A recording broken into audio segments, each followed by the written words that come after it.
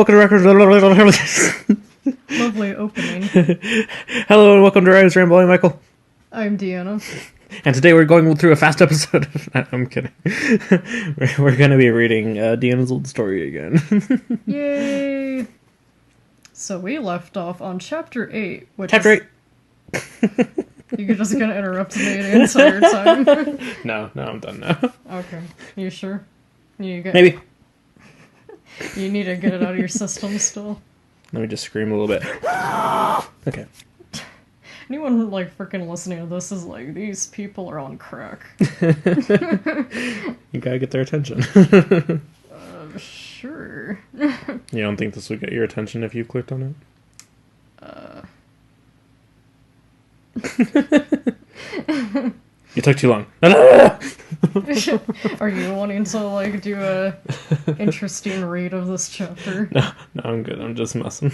Yeah, it's probably because you couldn't read my awful handwriting anyways. Or my spelling, rather.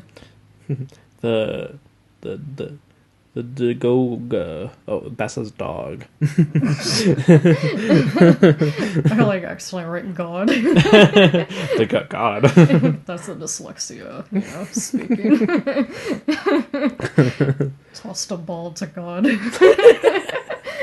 I'm just imagining now, using your super strength throwing arm to send the ball into the atmosphere.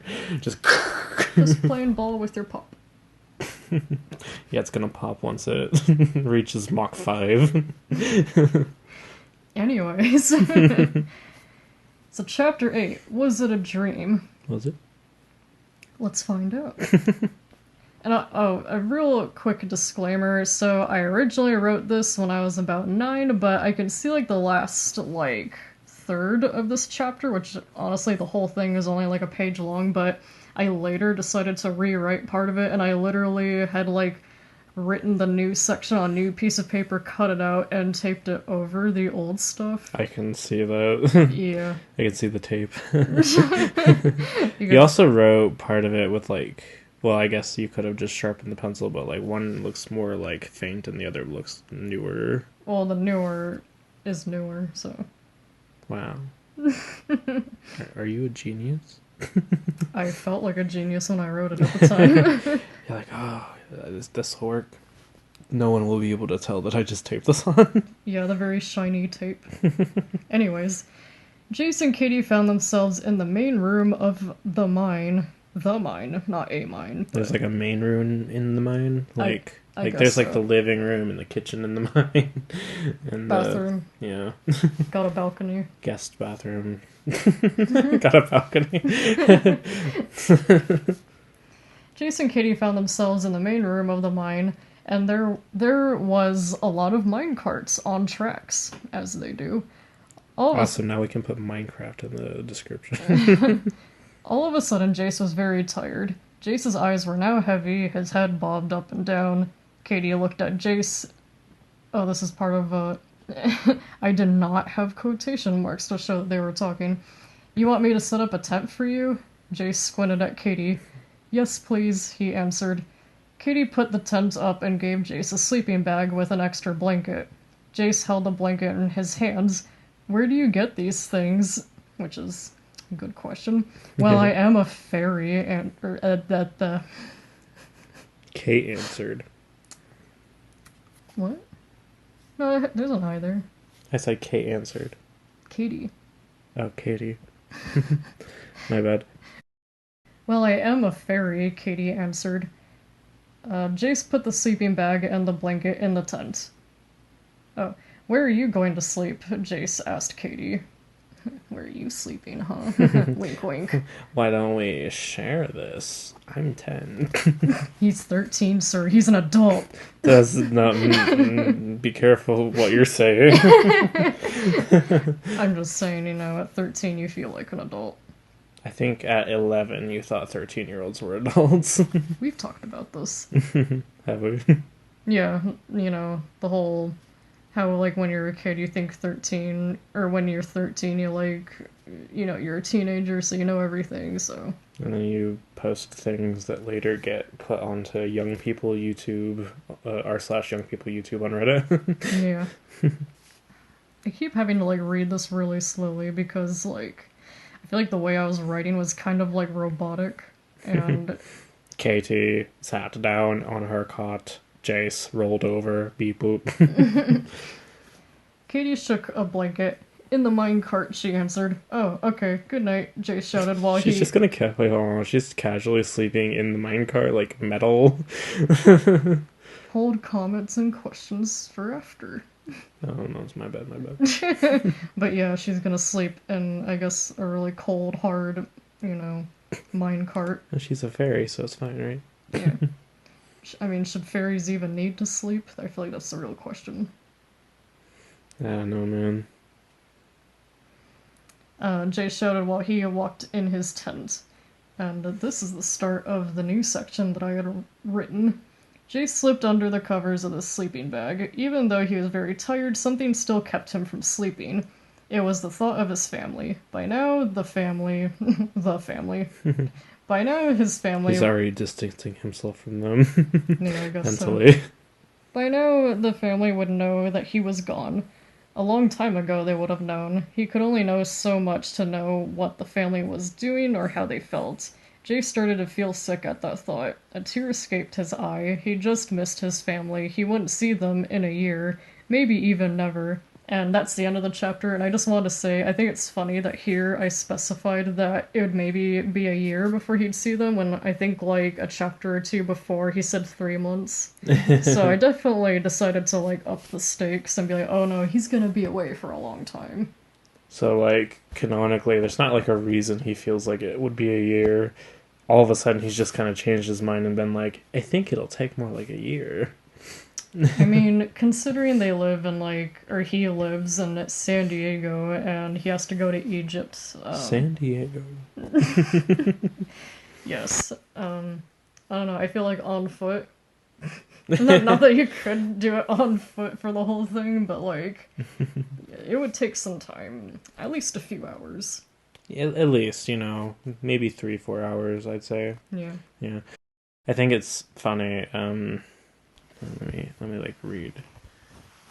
There was like a part where he said he could only know so much to know what the family was doing. It's just like you could know to know to know to know to know. You ever had a dream where you think you that you did that you could do so much that you could do anything? And then like I also think the phrasing like his family, or sorry, let me retry that. He just missed his family. He wouldn't see them in a year, maybe even never. It's like that's a pretty wide gap there. It could be a year, could be literally never again. Who knows? He's just accepting that he might die. And he only shed a single tear. That's so brave of him. I also feel... A single manly tear. Yeah, I think it's kind of funny that he shed one tear. He didn't cry. He didn't break down or anything. He's just like sitting there, like chin trembling slightly and going like... And then like one tear shimmers down his cheek. And then he rolls over and goes to sleep. I might never see my family again. Oh. Single manly 13-year-old tear. That's life. When you know how everybody, when they're 13, they find a fairy in their backyard and they have to save some chick that they went to school with who was captured and sent to Egypt by the darkness. For reasons. Yeah, everyone goes through that, at least once in their life. So I would say, if you want to take something away from this chapter, you can't see it very well, but something that throws me off whenever I'm reading this is that all the dialogue is all together in one disgusting paragraph, even though it's two different people talking, so take away from that, don't fucking do that. I don't care how good your writing is, don't do that. It is awful to look at, so you should change that. And if this has somehow escaped you at this point in your life, she didn't put quotations around some of the dialogue, which made it super confusing. Mm-hmm. Put dialogue tags on your... Or not dialogue tags. Put quotation marks around your dialogue because it's simple, but necessary. Punctuation's important. Which, another takeaway, proofread. Yeah. Honestly, that's like probably the most important thing if you're going to be listening to us talk about this. Proofreading just saves you so much heartache.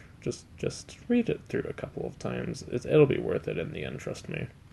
I did technically, as I had established earlier, I did rewrite part of it, but would have helped if I had, added in some of those missing quotation marks or just broke up, like, anytime you have a new person talking, start a new paragraph. Don't have them right next to each other because your readers will, be confused or at the very least annoyed because it's just really ugly to look at. So don't do that. Yep. But aside from that, pretty short chapter. They essentially went to sleep and Jace got sad. Next chapter, that's a whole chapter. Yep. So this one was called Was It a Dream? And the next one is called A Dream. I think the question was answered. Yep. I think it's funny, like, the was it a dream thing, because if we're taking the contents of this chapter as some sort of way to answer the question, it's not answering the question at all, because he's not even asleep yet. Yeah. But join us next time where we read A Dream. How do you read a dream? I thought you dreamed a dream. Well, in this case... Riddle me this, Batman. I'm not Batman. How should I know that? I've never seen you and him in the same room. You project Gotham City at night? No. I sleep during That's what the they night. all say. Batman. Yeah, well... Because I, 5'2", scrawny chick, and definitely Batman. Maybe you're small enough to where it could be like an Iron Man suit, sort of. It'd be an even scrawnier Oh, I see what you're saying. I thought you were saying the way how I look now, that... No, like you built like a robot suit that looks like a person wearing a suit, but it's actually just you piloting the Batman suit. Obviously. Think about that the next time you watch a Batman movie. Pretend like he's in a suit and he's actually like a much smaller. Bruce Wayne is actually like emaciated underneath it all. Wouldn't be hard to imagine Christian Bale emaciated. He's changed his weight for a lot of roles. Thanks for listening to the dramatic reading of Was It a Dream? And catch us next time for Chapter 9, A Dream. A dream. See ya.